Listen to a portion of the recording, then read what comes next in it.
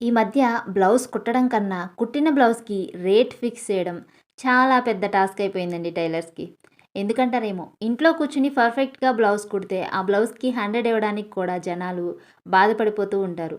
అదే షాప్‌లో ఎలా పడితే అలా బ్లౌజ్ స్టిచ్ చేసి 500 అన్నా సరే నవ్వుతూ ఇచ్చేస్తారు. తక్కువకి కుడితే సరిగ్గా కుట్టరేమో అని, ఎక్కువ మనీ తీసుకుంటే బాగా కుడతారేమో అని, ఇంట్లో కూర్చొని కుడితే అస్సలు కుట్టరేమో అని, షాప్ పెడితే బాగా కుట్టేవాళ్ళేమో అని అనుకుంటూ ఉంటారు.